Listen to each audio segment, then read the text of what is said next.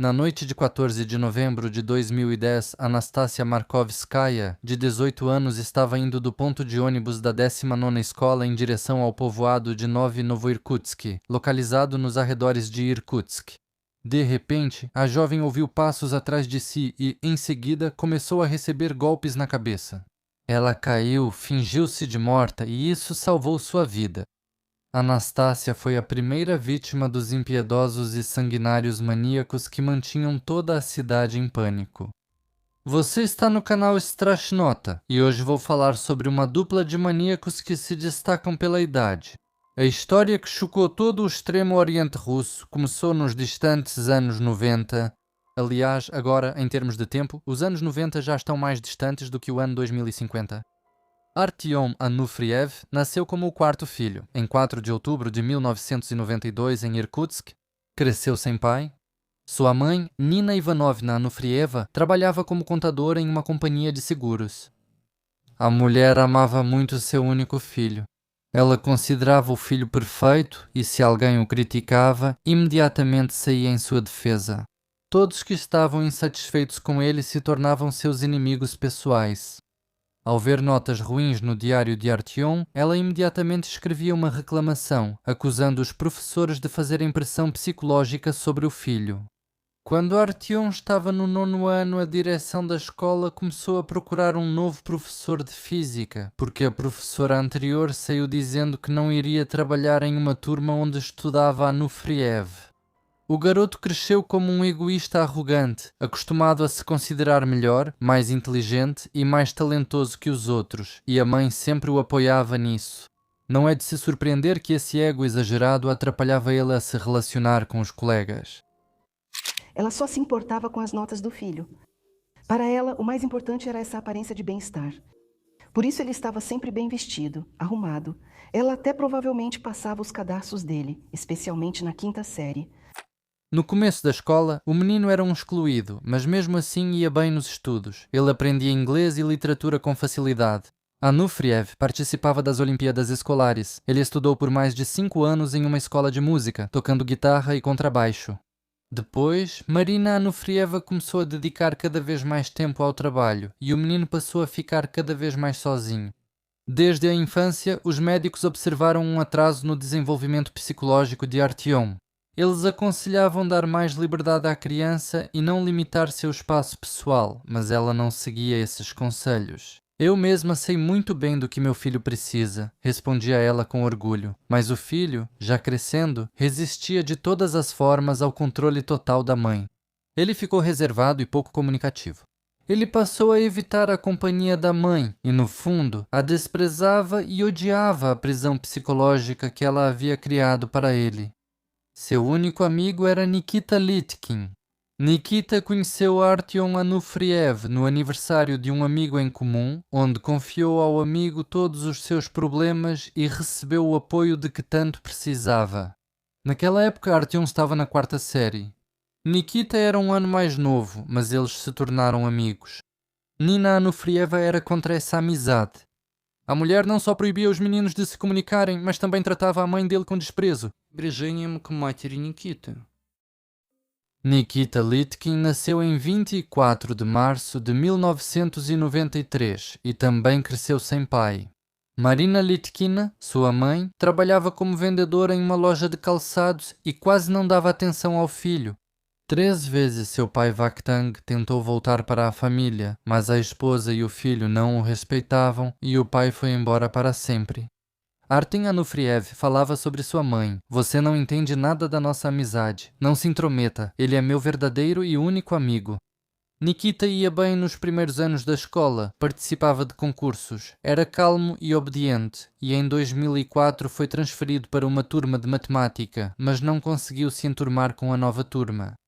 Os problemas começaram nos estudos e depois no comportamento.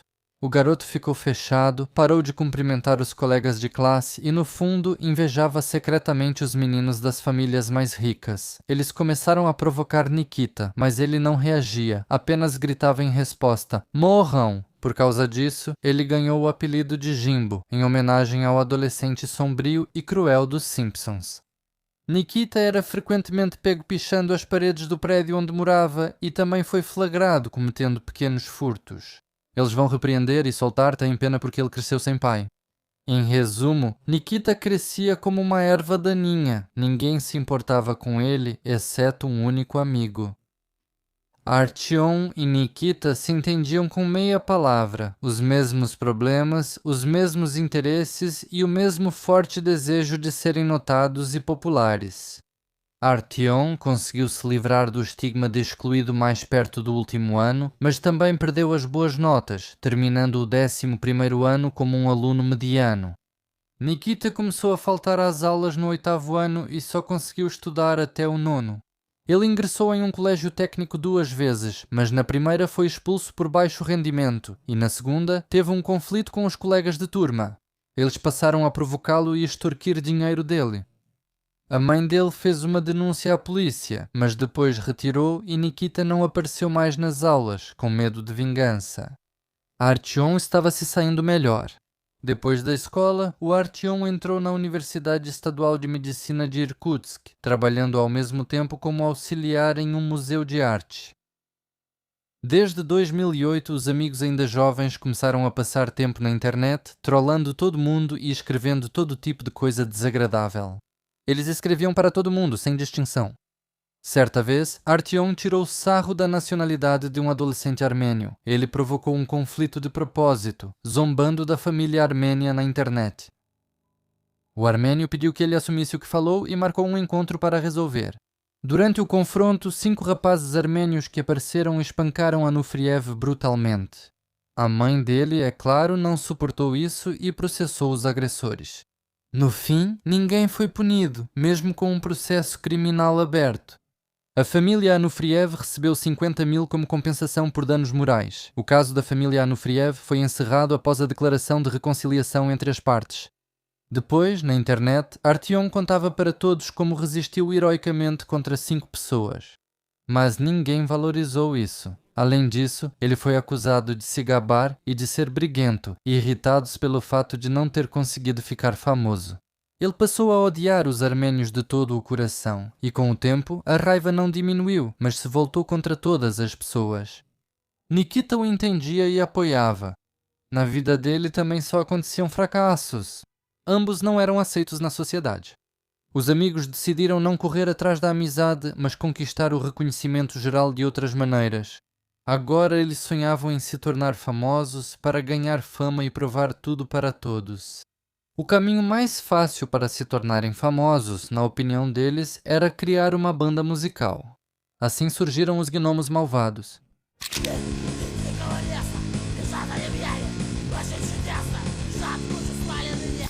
Na internet, os garotos postavam suas músicas, mas havia poucos ouvintes, e suas criações eram mais ridicularizadas do que elogiadas. Nada de aplausos, só zombarias ácidas. Irritados com o mundo inteiro, eles abandonaram a startup fracassada. Depois de um tempo, Artyom encontrou uma comunidade skinhead em Irkutsk e ficou encantado com a estética deles. O rapaz frequentava as reuniões com frequência e até levou Nikita para um dos encontros, mas isso não durou muito. Ao descobrirem que o patronímico de Nikita era Vakhtangovich, pediram para Artyom, por motivos óbvios, não trazer mais seu amigo, e logo os rapazes se decepcionaram. Os jovens adeptos achavam que iriam se reunir para se vingar das minorias nacionais, participar de protestos e ostentar simbologia nazista. Mas, em vez disso, viram apenas bebedeiras comuns e intermináveis discursos sobre nacionalismo. Artyom também não tinha vergonha de expressar suas opiniões e certa vez disse que, em primeiro lugar, era preciso atacar idosos e garotas. Para ele, isso parecia óbvio, afinal eles não conseguiriam revidar, mas acabou descobrindo que não se pode falar esse tipo de coisa em voz alta. Assim, o adolescente quase levou uma surra e ficou completamente decepcionado, achando que a ideologia deles era muito branda e passiva. O líder dos skinheads, apelidado de Boomer, disse que Artyom na verdade não era um skinhead, porque suas opiniões eram completamente diferentes. Ele também não gostou da ideia de Anuferev de que era melhor atacar aqueles que não poderiam revidar. Essa ideologia covarde ia contra os princípios da comunidade. Os caras foram expulsos e lhes desejaram que se tratassem antes de tentar entrar em qualquer comunidade. Após o interesse pelos skinheads, surgiu a amizade com nacionalistas locais. Friedrich Heuber Schultz de Jeleznovgorsk ficou bastante próximo dos caras. Ele os compreendeu e recomendou que lessem o livro Nascidos para Odiar. Eles gostaram muito desse livro. Nela, eles leram sobre um estado psicológico de uma pessoa que era muito parecido com o deles e os jovens começaram a resolver seus próprios problemas da maneira descrita no livro. Outro motivo também foi o desejo de se parecer com os serial killers que viam na televisão e sobre os quais liam muitas informações na internet. Em 2007 passavam na televisão programas sobre o maníaco de Bitsevsky, Alexander Pichushkin, que cometeu dezenas de crimes em Moscou, e sobre quem há vídeos no canal Strashnota. Aliás, se por acaso você está assistindo Strashnota fora do YouTube ou do Telegram, então você está assistindo a versões falsas, cópias piratas e reuploads. Strashnota agora só está disponível no YouTube e no Telegram. Seja bem-vindo. Ficando interessado, Anufriev criou na internet o grupo Pichushkin, nosso presidente, onde eles até publicaram a campanha eleitoral do seu candidato. No dia 13 de fevereiro, um dia antes do aniversário da execução do maníaco Chikatilo, ele postou na internet o retrato dele, assinando Andrei, noite de luto. Também despertava o interesse dos jovens assassinos do martelo a gangue de Irkutsk, chamada Magia do Sangue, cuja sentença foi proferida em 1º de março de 2010. E vídeos sobre eles estão no canal Strashnota, e também os maníacos de Dnipropetrovsk, Viktor Saenko e Igor Supruniuk. Eu não sou um maníaco. Olha, eu não sou um maníaco. Bom, pra mim tanto fazia, mas de alguma forma sempre acontecia que era o meu comparsa quem se livrava das vítimas. Nikita Litkin criou um grupo na internet chamado Gangue Anti-Mendigos de Irkutsk, Magia do Sangue.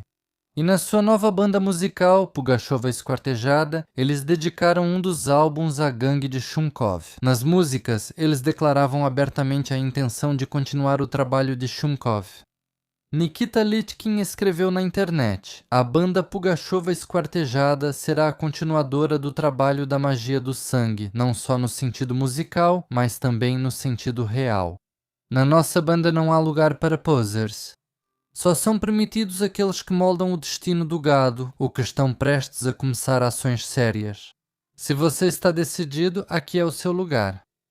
Artyom e Nikita não só admiravam os maníacos de sua época, mas também tomavam nota dos métodos de cometer crimes. O fato de que todo o processo pode ser filmado em vídeo, isso é como os maníacos de Dnipropetrovsk e Magia do Sangue, basicamente ditadura. Não aprendiam com os erros para não serem pegos. Eles sonhavam em ser melhores que Chikatilo, Pichushkin e todos os seus ídolos. Mas os jovens continuavam desconhecidos e ignorados, o que os deixava ainda mais irritados. Os vizinhos dos Anufriev começaram a ouvir gritos e sons estranhos vindos do apartamento deles, como se o rapaz estivesse batendo com os punhos na parede. Artyom gritava: "Eu odeio todo mundo! E eu vou acabar com vocês!" Os vizinhos tinham certeza de que o filho batia na mãe. Eles ouviam: "Me deixa em paz. Agora eu vou te bater de novo." Artyom nem escondia que o relacionamento com a mãe era tão horrível que ele tinha medo de não se controlar e acabar matando a mulher. Ao mesmo tempo, Nikita também começou a ter problemas com a mãe. Brigas e escândalos levaram a pequenos distúrbios mentais, e a insônia começou. Marina Litkina lembra: "Eu sempre dizia para ele que há muita bondade no mundo e que existem mais pessoas boas do que más e que é preciso aprender a perdoar.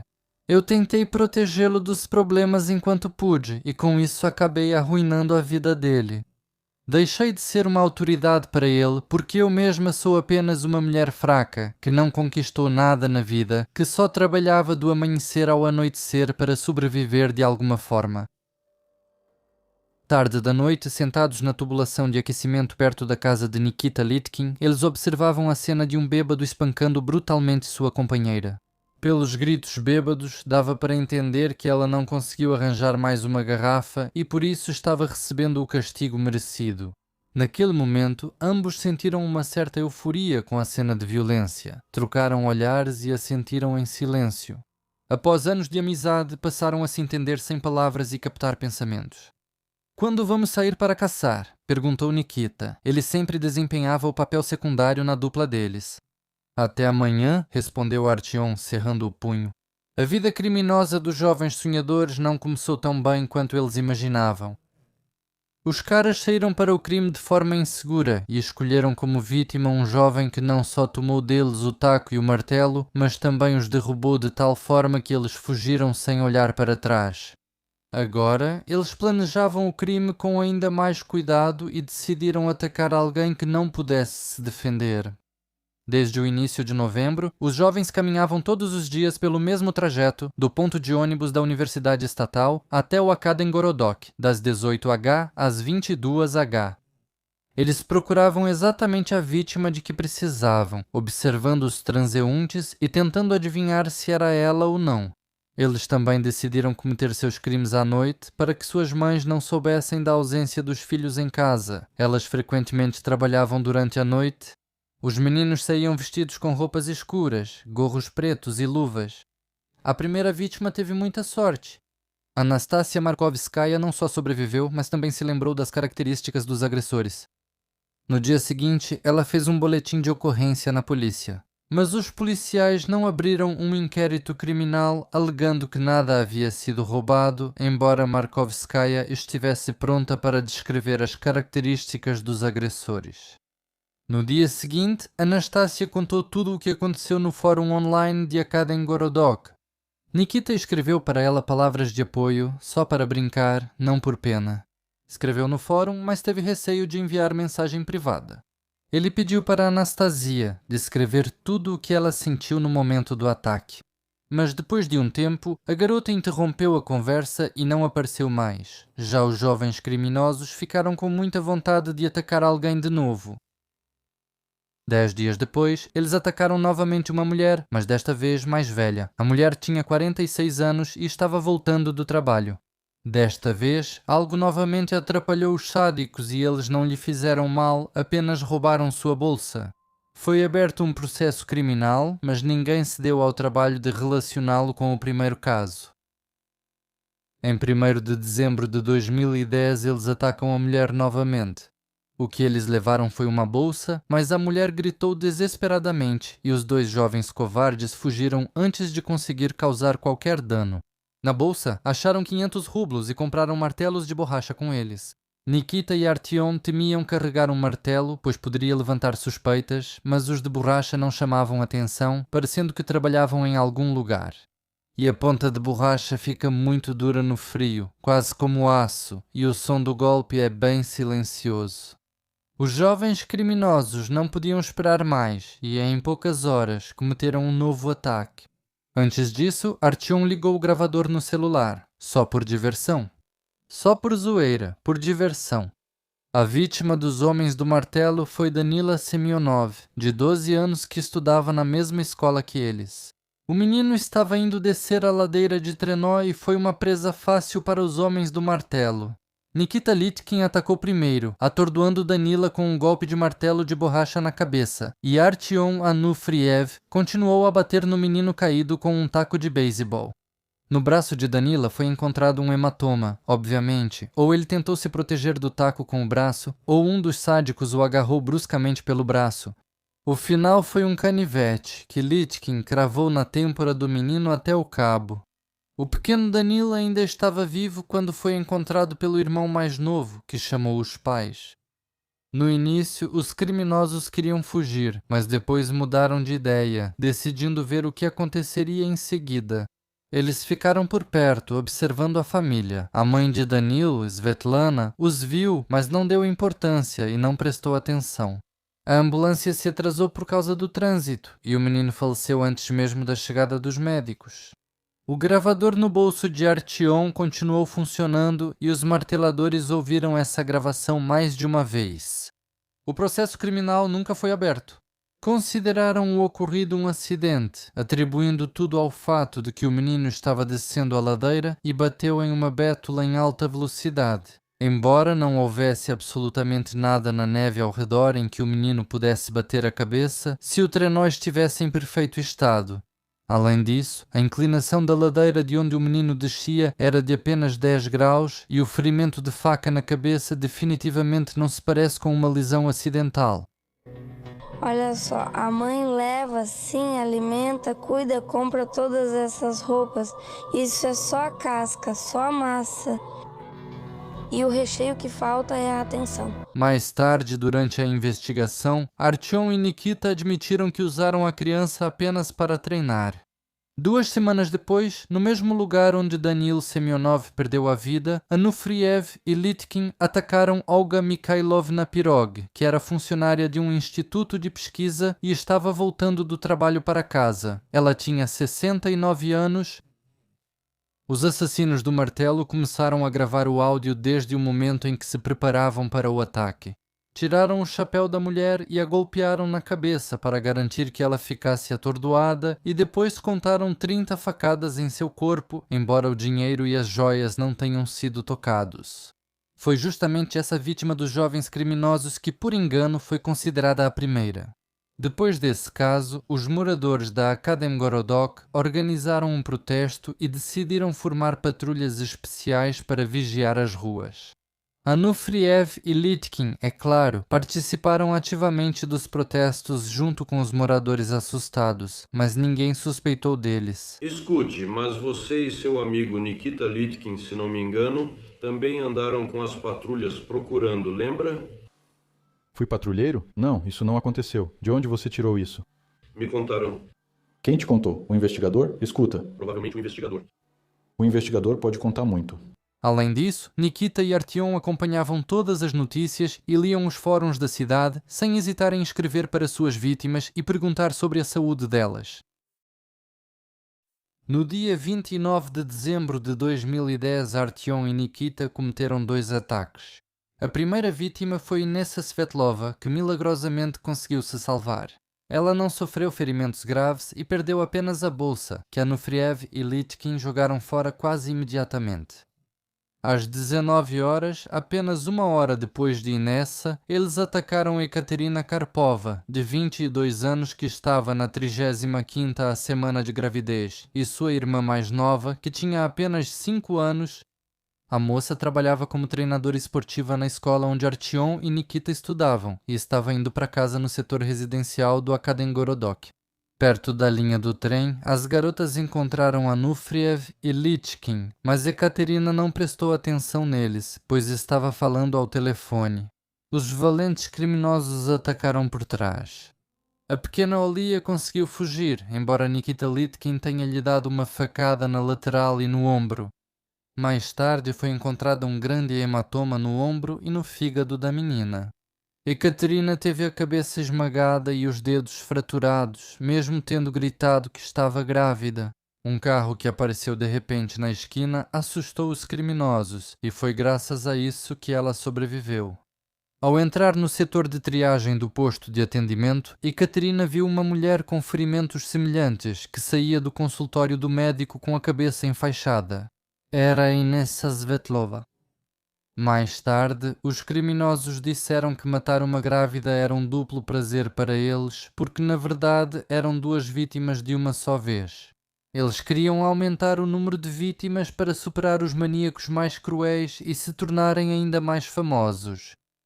No dia 1º de janeiro de 2011, por volta das 5 horas da manhã, Anufriev e Litkin atacaram um homem sem teto perto de contêineres de lixo na rua Lermontovo.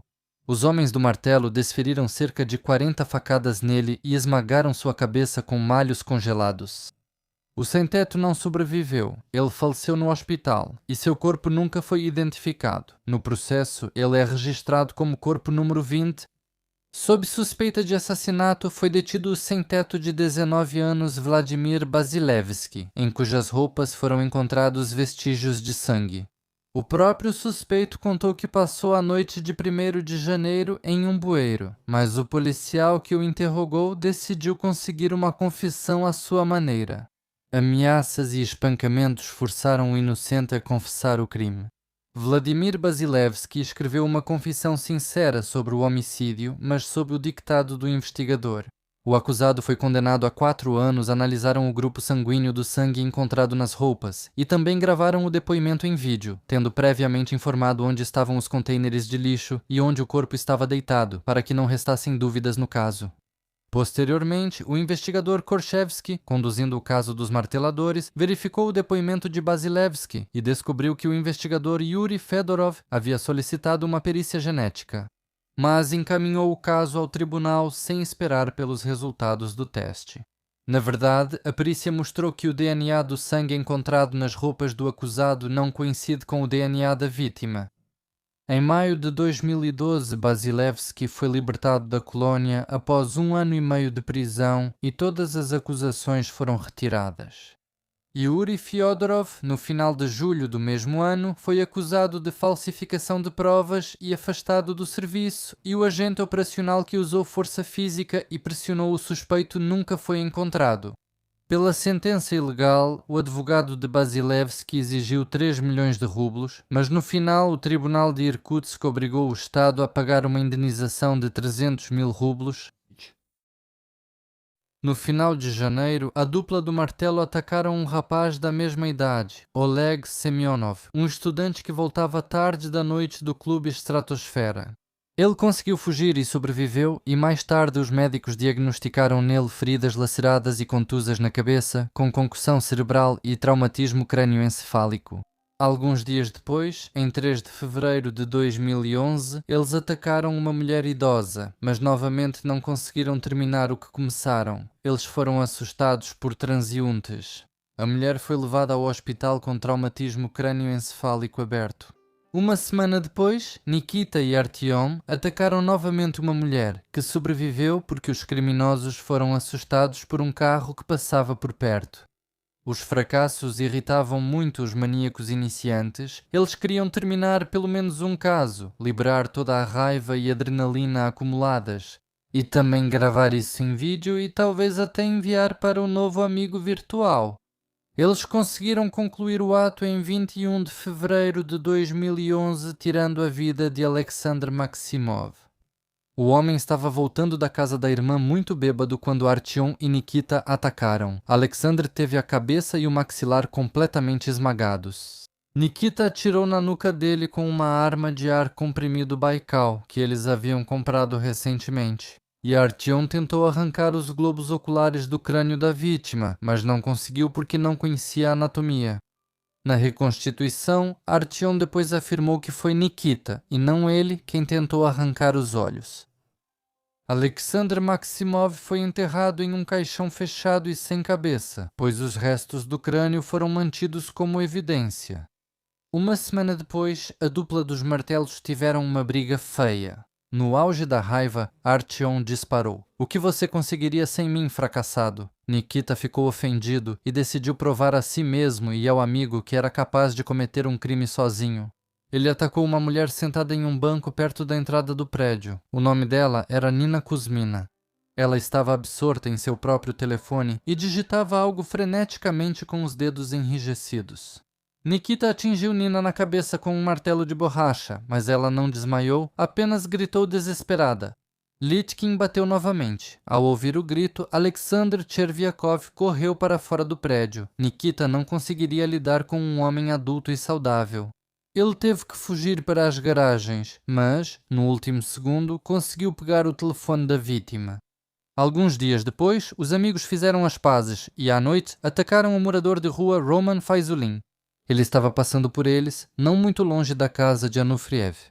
Artyom atirou 2 vezes no rosto da vítima com uma arma de ar comprimido. Depois, ele e Nikita arrastaram o corpo do homem para os arbustos e começaram a esfaqueá-lo na cabeça, na virilha e no peito. Litkin tentou decepar a mão, mas a faca era muito pequena e ele conseguiu cortar apenas o dedo mindinho. Ao chegar em casa, Artyom não conseguia se afastar da janela, onde observava a fina linha vermelha na neve, e até tirou uma foto dessa cena com o celular. Depois que o corpo de Faizulin foi encontrado, houve mais um protesto em Akademgorodok. As pessoas exigiam que fossem tomadas providências. Naquela época, já havia informações de que eram 2 criminosos e que a idade deles era aproximadamente entre 16 e 18 anos. Havia também características físicas descritas por uma de suas primeiras vítimas, Anastasia, além de Nina Kuzmina e Alexander Chervyakov. Os criminosos se deleitavam com a impunidade, mas decidiram adiar novos crimes. Ativistas em Akademgorodok patrulhavam as ruas, os moradores tentavam não andar sozinhos, mas os assassinos do martelo também estudavam e tentavam ir às reuniões. Além disso, em cada novo crime, eles pegavam algo da vítima como lembrança, por exemplo, dentes, carteiras ou tiravam fotos e vídeos para guardar de recordação. Os moradores de Akademgorodok estavam irritados com a polícia e exigiam das autoridades uma investigação completa. Anufri e Fletkin entendiam que estavam sendo procurados, mas já não conseguiam conter sua agressividade doentia. Logo, eles atacaram uma mulher sem teto, que sobreviveu porque o criminoso foi assustado por um policial que viu o que estava acontecendo da janela de seu apartamento. A próxima vítima também foi uma mulher, mas desta vez em um beco, e em vez de uma faca, eles usaram chaves de fenda. Os agressores fugiram, deixando a vítima viva, com medo de chamar a atenção para si. Apenas roubaram a bolsa. O último crime dos maníacos de Akademgorodok foi cometido em 3 de abril de 2011. A vítima foi uma mulher sem teto chamada Levtina Kuidina. Anufriev e Litkin primeiro a mataram e depois gravaram em vídeo o ultraje ao corpo da infeliz. Aliás, pegaram a câmera do tio de Nikita especialmente para isso. Na gravação, dá para ver Nikita cortando o lóbulo da orelha da mulher com uma faca, depois tentando, sem sucesso, serrar os pulsos e arrancar os globos oculares. Ficando irritado, ele enfiou a faca com força no olho de Levtina e depois a golpeou várias vezes no rosto. Naquela mesma noite, Artyom copiou o vídeo do pendrive e enviou para seu amigo com os mesmos interesses, Ilya Ustinov, de São Petersburgo. Ele queria se exibir com um vídeo assustador, esperando admiração e reconhecimento em troca, mas Ilya achou o vídeo não tão impressionante, mesmo assim o espalhou na internet. Mais tarde, os marteladores deixaram o lóbulo da orelha nos degraus da escola número 19, onde estudaram antigamente. Alguns dias antes da prisão, Marina Litkina encontrou uma faca com o filho. Nikita se justificou dizendo que carregava a faca para autodefesa. Pela cidade, começaram a espalhar retratos falados dos criminosos procurados. Ao ver esses retratos, a avó de Litkin e seu filho Vladislav começaram a suspeitar de algo errado. O tio Nikita foi visitá-los para conversar, mas o sobrinho não estava em casa, então ele pegou a filmadora e foi embora. Ao ver as gravações em que os marteladores profanavam o corpo da mulher sem teto Alevtina Kudina, Vladislav foi imediatamente à polícia e em 1h30 Nikita e Artem foram detidos. Litkin reagiu calmamente à prisão e se entregou. Anufriev até sorriu. Finalmente todos saberão sobre nós. Até a meia-noite ambos confessaram. Anufriev, ao assinar o depoimento, imitou Pechushkin e disse ao investigador: "Como disse um herói, me dê um copo de uísque e um charuto, e você vai descobrir tanta coisa nova sobre esta vida que seus cabelos vão se arrepiar." Na verdade, ambos os maníacos mudavam frequentemente seus depoimentos. Ora assumiam toda a culpa, ora culpavam um ao outro, mas depois acabaram se acalmando e escolheram estratégias específicas. Segundo Anufriev, a ideia de tirar a vida de alguém foi de Litkin. Eu não sou um maníaco. Maníacos são aqueles caras ali que ficam atrás da parede, que cortam orelhas. Nikita, sim. O rapaz também disse que não sentiu o alívio que tanto esperava. E cometeu o crime porque foi influenciado pelos caprichos do amigo e passou muito tempo em sites onde não devia. Tentando jogar a culpa no amigo, Artyom não se furtava a nada. Vou falar diretamente. Ele é o líder. Ele não influenciava, mas era o instigador dos crimes.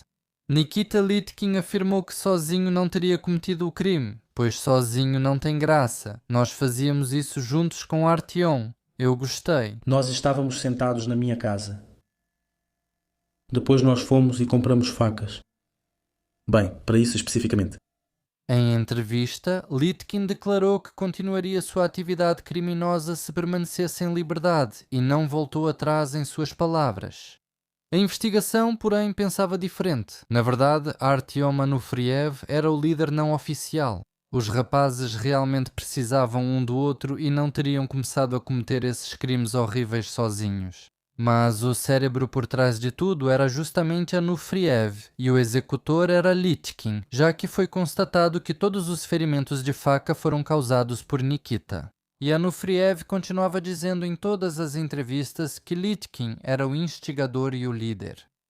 O investigador, após a sentença dos assassinos do martelo, declarou: esses adolescentes se voltaram um para o outro porque combinavam perfeitamente entre si.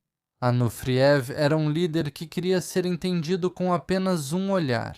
Litkin era quem executava e sonhava com aprovação e reconhecimento. Durante a busca na casa de Artyom e Nikita, foram encontrados um martelo de borracha, 4 dentes, toucas com aberturas, uma arma de ar comprimido, canivetes, vídeos horríveis, pendrives, blocos de notas e cadernos com materiais de caráter extremista. A mãe de Anufriev defendeu o filho até o fim e até destruiu um dos papéis que claramente poderia comprometer o rapaz. E ela fez isso na presença dos investigadores e dos agentes. O tribunal escolheu como medida cautelar para os agressores com martelo a prisão preventiva por 2 meses. Posteriormente, os prazos foram prorrogados com muita frequência devido à realização de perícias médicas, psicológicas e criminais. Em 13 de outubro de 2013, quando os prazos expiraram novamente, os advogados de Anufriev apresentaram um pedido ao tribunal solicitando a substituição da medida cautelar por liberdade provisória com compromisso de não sair da cidade. O próprio Anufriev declarou que não representa mais perigo para a sociedade. Naturalmente, o tribunal não concordou com os argumentos da defesa. A sessão do tribunal começou com a leitura da denúncia, que o promotor leu por mais de 1 hora. Separadamente, Artyom Anufriev foi acusado em 14 episódios de envolvimento de menor em atividade criminosa, pois na época de quase todos os crimes, Litkin tinha 17 anos. Litkin negou apenas a culpa por extremismo, enquanto Anufriev recusou-se a admitir culpa praticamente por tudo. A perícia psiquiátrica forense considerou os agressores com martelo imputáveis. Porém, no centro de detenção, Anufriev foi colocado sob observação como uma pessoa propensa à automutilação e suicídio. E os psicólogos faziam um acompanhamento individual com ele. No experimento investigativo, cada suspeito foi acompanhado por 20 agentes para evitar justiça com as próprias mãos e linchamento por parte dos moradores locais e das famílias das vítimas. O julgamento foi psicologicamente muito difícil. Algumas vítimas e testemunhas se recusaram a depor. Alguns por causa da ampla divulgação, outros simplesmente não queriam relembrar aqueles acontecimentos terríveis. Durante o julgamento, várias vezes foi necessário fazer uma pausa porque alguma das testemunhas desmaiava. Anufriev, no início do julgamento, se comportou de forma muito cínica, mas depois se cansou do papel de maníaco frio e chorou 2 vezes após o que começou a se confundir em todos os depoimentos, e tentou colocar todas as mortes nas costas de Litkin. Afirmava que não fez mal a ninguém, foi Litkin quem fez, ele só presenciou e assistiu. E no final das contas declarou: eu estou envolvido no caso do Pirog e no da Uedinaya. Nikita Litkin, por sua vez, durante todo o julgamento parecia muito distante. Uma vez, depois de 4 horas de depoimento, o rapaz teve uma forte dor de cabeça e o interrogatório foi adiado para o dia seguinte. Por algum motivo, no início, Artyom Anufriev tinha certeza de que seria libertado e não haveria acusações. Nikita Litkin, por sua vez, aceitou seu destino. Em 16 de outubro de 2012, Artyom cortou o lado do pescoço e arranhou o abdômen com uma lâmina de barbear que ele havia escondido na meia durante o julgamento. Ele nunca conseguiu explicar por que fez isso, mas seu advogado considerou que foi consequência de um surto emocional. Provavelmente isso foi causado pelo fato de que a mãe de Anufriev compareceu à audiência do tribunal pela primeira vez. E antes de passarmos para as sentenças, vamos tentar entender quem eram essas pessoas, Litkin e Anufriev. Mais precisamente, Anufriev e Litkin. Nikita Litkin era um jovem mentalmente instável, com uma personalidade passiva e facilmente influenciável, propenso a se tornar dependente de um amigo mais forte e dominante.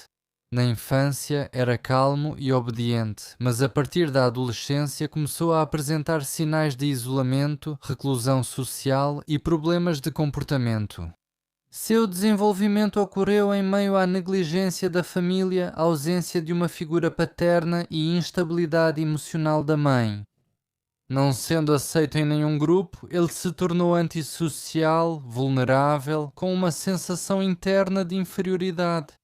Litkin invejava colegas mais bem-sucedidos e carregava uma agressividade latente que depois começou a expressar por meio de pequenas infrações e, posteriormente, através de uma aliança sangrenta com Anufriev. Apesar de ter sido ele quem causou a maioria dos ferimentos de faca, psicologicamente ele continuava sendo um executor, necessitando de aprovação. Sua carta final no tribunal, à qual ainda vamos chegar, demonstra arrependimento e fraqueza, e não uma verdadeira reflexão, enquanto o seu desfecho, sobre o qual falaremos depois, confirma seu sentimento crônico de impotência, solidão e instabilidade mental. Artyom Anufriev é um jovem narcisista, intelectualmente desenvolvido, mas profundamente frustrado, com traços marcantes de psicopatia, egocentrismo patológico e fantasias sádicas. Desde cedo, demonstrava sinais de arrogância, senso de superioridade intelectual, não reconhecia autoridades e era incapaz de construir relações construtivas tanto com os colegas quanto com a mãe. A criação sob hiperproteção e controle total levou à formação de uma personalidade hostil que buscava dominar e se expressar por meio da destruição. Artyom buscava constantemente reconhecimento, respeito e poder, mas não conseguia alcançá-los de maneira socialmente aceitável. O fracasso na autoidentificação escolar, criativa e ideológica, a rejeição pelos skinheads e neonazistas e o insucesso na banda de música levaram Artyom a escolher a forma mais radical de autoafirmação, a violência em série. Em parceria com Litkin, ele atuava como líder ideológico, manipulador e orquestrador. Mesmo após a prisão e no tribunal, Anufriev continuou a interpretar um papel, alternando entre admitir a culpa, longas tentativas de autojustificação, com claro interesse por sua própria fama e imagem de alguém especial. Seu comportamento é caracterizado por afetividade superficial, baixa empatia, imaginação sádica, busca por poder simbólico e sede de atenção. Psicologicamente, um clássico representante da tríade sombria, com traços de narcisismo, maquiavelismo e psicopatia. Então, deem uma olhada se quiserem ver a entrevista completa dele, eu vou deixar no Telegram, o link vai estar na descrição. Vocês vão ficar impressionados com o quanto ele é realmente um cara escorregadio e desagradável, que não causa nenhuma boa impressão. É uma entrevista para quem se interessa, recomendo muito assistir. Ele é simplesmente um cara muito ardiloso. O promotor pediu ao tribunal que condenasse Artyom Anufriev à prisão perpétua e Litkin a 25 anos. Litkin aceitou a sentença. Ele até tornou pública uma carta de arrependimento no tribunal. Estou há 1 ano e meio no centro de detenção preventiva, passei por muito e refleti bastante. Eu pensei sobre a minha vida, lembrei da infância, da minha mãe, dos meus amigos de infância e percebi que há muito tempo, na infância, eu realmente era feliz. Depois, na 6ª série, conheci o Artyom e mudei para outra turma. Esse foi o momento que marcou o começo do meu fim. Na nova turma, eu não tinha amigos. Meus amigos de infância tinham se mudado para vários lugares. Meus colegas de classe não me aceitaram e me humilhavam. Eu já não queria mais nada, nem estudar, nem ir aos treinos. E para ser sincero, nem viver eu queria. Não podia contar para minha mãe, achava que era vergonhoso. Além disso, ela poderia ir até a escola para resolver a situação. Fiquei com raiva de todos, perdi a fé em mim mesmo, nas pessoas e na justiça. Só desabafava com o Artyom. Ele me apoiava em tudo, também estava tendo problemas em casa com a mãe e na escola. Agora lembro de tudo isso e penso, eu era um idiota. Eu devia ter vivido de outro jeito, não ligar para as provocações e humilhações, provar de outra forma que eu não era um otário e que eu valia alguma coisa. Me dedicar aos estudos, voltar para a equipe de luta. Agora eu entendo que, tirando a vida de pessoas fracas e indefesas, eu mesmo mostrei minha fraqueza e não provei nada para ninguém. Sou culpado perante as pessoas e pronto para receber o castigo. Eu me sinto mal quando penso no que fiz. Às vezes me vejo como se estivesse me olhando de fora e não acredito que fui eu. Se eu pudesse mudar tudo e começar a viver de novo, jamais cometeria esses crimes novamente. Litkin, novembro de 2012. Aliás, tenho a sensação de que essa carta é bastante sincera. O que vocês acham? Escrevam nos comentários, vai ser interessante ler. A última palavra dos réus estava marcada para 12 de março de 2013, mas foi adiada, pois ambos, segundo eles, não estavam preparados. Então, foi adiada para o dia seguinte, mas mesmo assim eles não estavam prontos, e no final aconteceu apenas em 18 de março. Litkin, chamado para a última palavra, recusou-se. Anufriev, sem interrupção, leu um texto previamente preparado, no qual mais uma vez pediu perdão às vítimas e novamente rejeitou as acusações feitas contra ele. Graças à mídia, agora tenho uma mancha da qual nunca vou me livrar. Meu avô é veterano da Grande Guerra Patriótica e me chamam de fascista, justamente daqueles de quem ele nos protegeu. Os materiais do processo não comprovam minha culpa. Eu me declaro culpado apenas pela morte de Olga Pirog, assim como por profanar o cadáver, mas somente pelo fato de ter filmado isso com a câmera. Em todos os outros crimes não participei. Por mais estranho que pareça, eu mesmo não entendo por que fiz isso. Não sei o que deu em mim. Sinto muito, de verdade. Acredito que não existem pessoas da nossa idade que não possam ser recuperadas. Qualquer pessoa pode ser recuperada em qualquer idade. Basta ter vontade. Eu tenho essa vontade. Então por que esconder isso agora? Já está tudo claro. Se esses vídeos estão no computador, quem mais poderia ter feito tudo isso? Em 2 de abril de 2013, o Tribunal Regional de Irkutsk condenou Anufriev à prisão perpétua e Litkin a 24 anos. A sentença foi lida por um longo tempo. Anufriev olhava indiferente para o chão, enquanto Litkin, visivelmente nervoso, não baixava os olhos. Ele permaneceu nesse estado mesmo quando sua sentença foi anunciada. Anufriev, por outro lado, ao ouvir o veredicto do juiz, caiu no banco e começou a chorar. Após a leitura da sentença, ele gritou para as vítimas: "E aí, estão satisfeitos?" Em resposta, a mãe de Danila Semyonov, Svetlana, gritou para ele: "E você, ficou satisfeito quando torturou meu filho?" Uma criança de 12 anos está debaixo da terra. A Litkin não reagiu de nenhuma forma à sentença e não olhou para Artem. A sentença provocou uma forte crítica por parte das vítimas, que consideraram que a Litkin merecia uma prisão perpétua semelhante. Enquanto isso, uma das vítimas sobreviventes, Nina Kuzmina, considerou a sentença em relação a Litkin injusta, mesmo sendo ele quem a atacou. Após o anúncio da sentença para os criminosos do martelo, Nina Kuzmina comentou sobre seu agressor. Nikita simplesmente não teve sorte com o amigo. Ele era um excluído desde a 5ª série, não foi aceito e por causa de seu temperamento ele não conseguia suportar isso. Era difícil para ele viver. E então apareceu o único amigo. Ele queria se afirmar. Pelo jeito que Anufriev se comportou durante todas as sessões, ele é bastante mentiroso, muito astuto e presunçoso. Nikita simplesmente estava à mão para ele. Isso não justifica o Nikita, mas foi exatamente o que eu disse a ele nos debates. Nikita, você não teve sorte.